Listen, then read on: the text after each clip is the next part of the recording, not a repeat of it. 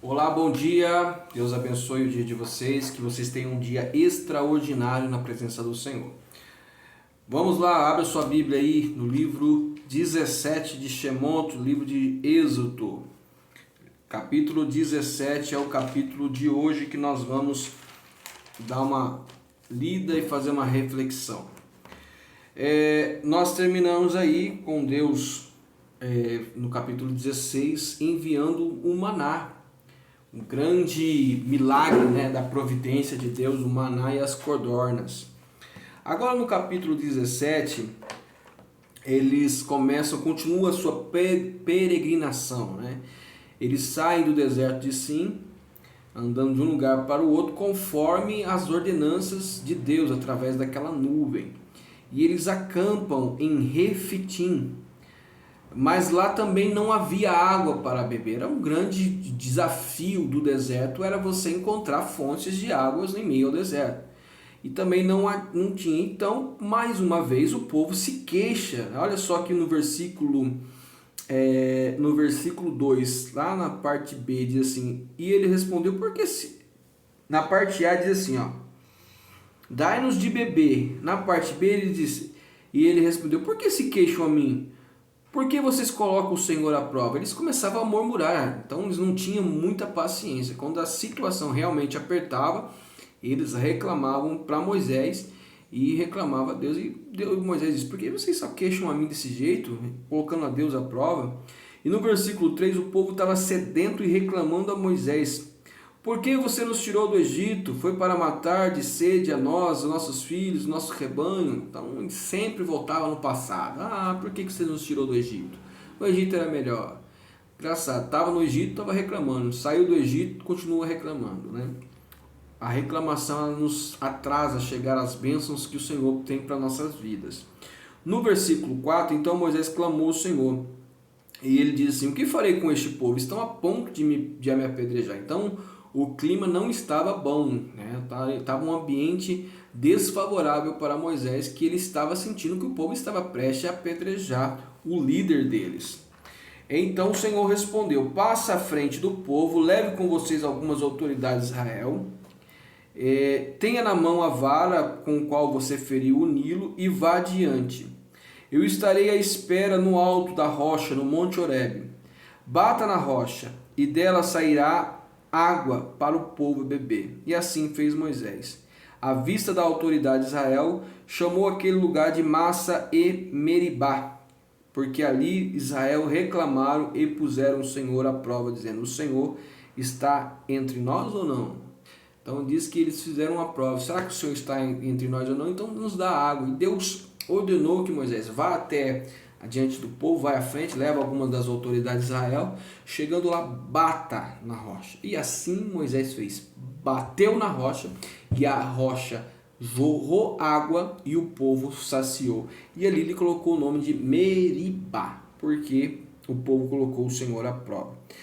Lá no versículo 8 em diante do capítulo 17, vai narrar a primeira guerra que eles vão enfrentar, a primeira disputa que eles vão enfrentar contra os amalequitas. Então os amalequitas viram Israel marchando lá e viram que eles acamparam em Refitim, vieram contra eles para uma guerra, para pelejar.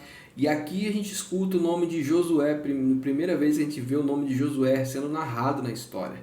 Josué, molecão, novo ainda, e Josué já se destacava como líder, né? Então Moisés pede para ele escolher alguns homens, né, de guerra e para sair armados contra os amalequitas.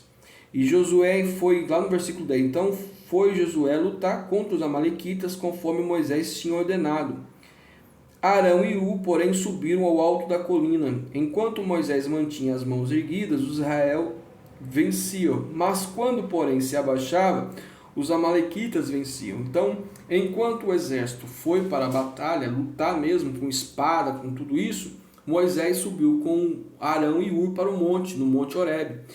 E quando Moisés levantava suas mãos, Israel prevalecia na guerra, mas quando ele cansava e se abaixava, os amalequitas venciam a guerra. Então Ur e Arão, percebendo isso, se colocaram um do lado do outro para segurar as mãos de Moisés enquanto ele cansava. Quando ele cansava, segurava e permanecia assim, com as mãos erguidas. E fazendo isso, eles venceram a guerra contra os amalequitas. Depois disso, lá no versículo 14, depois disso, Moisés escreve, o Senhor disse para Moisés: escreve isso num rolo como memorial e declara a Josué que farei que os amalequitas sejam esquecidos para sempre debaixo do céu. Versículo 15, depois construiu um altar e chamou o Senhor é a minha bandeira. Ele construiu um altar ali e diz: este lugar vai se chamar o Senhor é a minha bandeira. Porque foi ali realmente o Senhor que fez eles vencer aquela batalha. Vamos entrar agora no capítulo 18, que nos ensina algo interessante que a gente coloca em prática nos dias de hoje. Bom, algo interessante que nos ajudou a entender a importância de cada um de nós dentro do reino dos céus.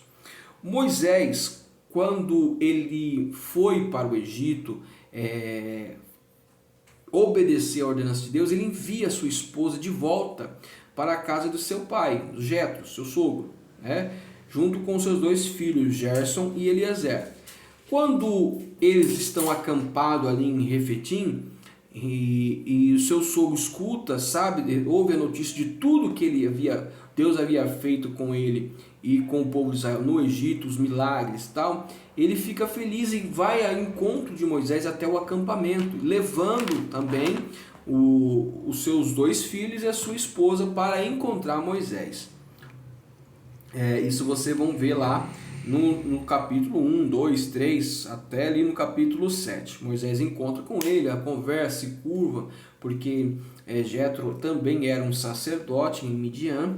E no versículo 9, ele vai narrar todas as coisas e Jetro se alegra por todos os feitos que Deus havia feito. No versículo 13, enquanto Jetro estava ali, ele começa a observar Moisés, que ele acordava muito cedo e ia muito tarde dormir, porque ele ficava no meio do povo, julgando as causas do povo, causas pequenas e causas grandes. Agora, imagine uma comunidade com mais de 2 milhões de pessoas. Quantos problemas Moisés não tinha para resolver? E olha só o que ele vai dizer para Moisés lá no versículo. Primeiro ele vai dizer assim, vamos do capítulo 13 para a gente entender melhor. No dia seguinte, Moisés se assentou para julgar as questões do povo, e este permaneceu em pé diante dele, desde a manhã até o cair da tarde. Quando seu sogro viu tudo isso, o que ele estava fazendo pelo povo, ele disse: o que você está fazendo? Por que você se assenta para julgar todo este povo e espera em pé desde a manhã até o cair da tarde? Moisés respondeu: o povo me procura para que eu consulte a Deus toda vez que alguém tem uma questão. Esta é-me trazida e eu decido entre as partes, ensino-lhe os decretos e as leis de Deus. Julgamento, querido, brigas de vizinho, brigas de marido e mulher, disputas, por exemplo, alguma imoralidade, coisas pequenas e coisas grandes. Então começava cedo e ia até o cair da tarde. Era o dia inteirinho com Moisés resolvendo e julgando, dando-lhe o parecer para aquele povo, o julgamento. Ele consultava a Deus e dava o julgamento para aquele povo. Então imagine a demanda que Moisés tinha. Então quem tinha uma questão e precisava ser atendido para Moisés, também esperaria muito, né? Eu comparo que esse povo com um povo de Campinas. Imagine quanto julgamento não tem no Tribunal de Justiça. Quantos juízes não tem para julgar causa trabalhista, causa civil, causa criminalista? E ali só tinha Moisés como juiz para julgar todas as questões de mais de 2 milhões de pessoas. Então seu sogro, vendo aquilo, disse assim para Moisés: olha, o que você está fazendo não é bom. Você e o povo ficarão esgotados, pois a tarefa é pesada demais. Olha, o que você está fazendo, Moisés, não é interessante, não é bom nem para você e nem para o povo que tem que ficar esperando. Porque imagine quem precisava de uma causa julgada, a demora que era para você chegar até Moisés. E Moisés, como ele ficaria cansado? E o tempo de descanso de Moisés? E isso fora as questões, né, de de deserto, de julgamento, de conduzir o povo, da estrutura do acampamento. Então era muito pesado. Então o seu sogro disse para ele: olha, esse fardo é pesado demais para você. Mas ele dá um conselho para Moisés, que Moisés vai executar esse conselho. Olha só no versículo 21. Escolha dentre todo o povo homens capazes, tementes a Deus, dignos de confiança e inimigos de ganho desonesto. Ou seja, homem tementes a Deus, precisava ser temente a Deus, né? Dignos de confiança, ou seja, esse homem você tem que confiar nele. Inimigos de ganho desonesto, ou seja, que não sejam corruptos, que você não tenha nenhuma notícia de corrupção entre ele ou a família dele.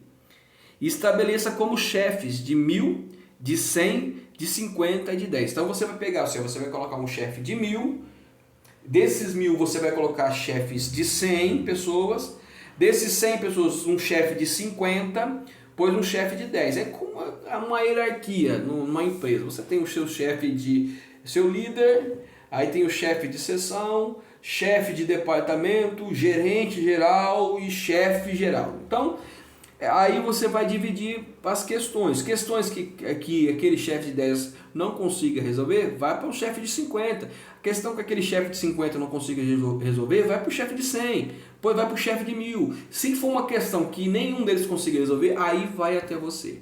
Então vai aliviar a demanda, vai não sacrificar o povo, vai ficar esperando você atender, e você também não vai ficar fadado com tantas audiências, com tantas consultas. No versículo 24, Moisés aceitou o conselho do seu sogro e fez como ele tinha sugerido. Escolheu homens capazes de todo Israel e colocou como líderes do povo, chefes de 1.000, de 100, de 50 e de 10. Esses ficaram como juízes permanentes do povo. As questões difíceis levavam a Moisés, mas as simples, porém, eles resolviam. Então Moisés e seu sogro se despediu e ele voltou para a terra.